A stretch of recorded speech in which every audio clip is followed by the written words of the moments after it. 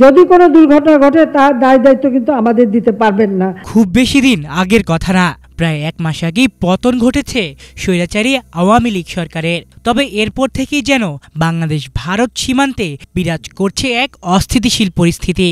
এরই মধ্যে সীমান্তে 2 বাংলাদেশি স্বর্ণা দাস এবং জয়ন্তকে গুলি করে হত্যা করেছে ভারতীয় সীমান্তরক্ষী বাহিনী বিএসএফ, যে কারণে বিগত বছরগুলোর তুলনায় সাম্প্রতিক সময়ে বেশ উত্তেজনা পরিস্থিতি বিরাজ করছে বাংলাদেশ ভারত সীমান্তে।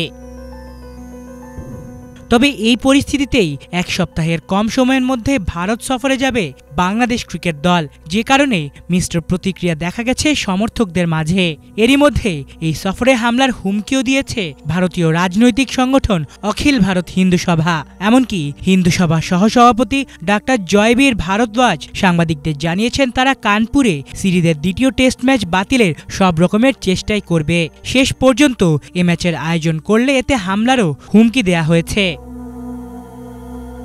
19 সেপ্টেম্বর ভারতের বিপক্ষে প্রথম টেস্টে মাঠে নামবে টাইগাররা, অর্থাৎ আর মাত্র 10 দিনের মধ্যে মাঠে গড়ানোর কথা রয়েছে ভারত বাংলাদেশ টেস্ট সিরিজ। তবে এখনও এই বিষয়ে মুখ খোলেনি ভারতীয় ক্রিকেট বোর্ড বিসিসিআই। এমনকি এই সফরে বাংলাদেশ ক্রিকেট দলের জন্য কেমন হবে নিরাপত্তা ব্যবস্থা সে বিষয়ে কোনো প্রকার রূপরেখা প্রকাশ্যে আনেনি তারা। এমন পরিস্থিতিতে ভারতে বাংলাদেশ ক্রিকেট দলের সফর কতটুকু যুক্তিযুক্ত সেই প্রশ্ন আপনাদের কাছেই তোলা রইল। ভারতের বিপক্ষে বাংলাদেশের এই সফর শুরু হবে 19 সেপ্টেম্বর চেন্নাই সিরিজের প্রথম টেস্ট দিয়ে। 27 সেপ্টেম্বর থেকে কানপুরে 2 দল খেলবে দ্বিতীয় এবং শেষ টেস্ট। আর 6 অক্টোবর গোয়ালিয়রের প্রথম টি-20-র পর দ্বিতীয় ও তৃতীয় টি-20 অনুষ্ঠিত হবে 9 ও 12 অক্টোবর। আলিফ চৌধুরী, বাংলা ভিশন।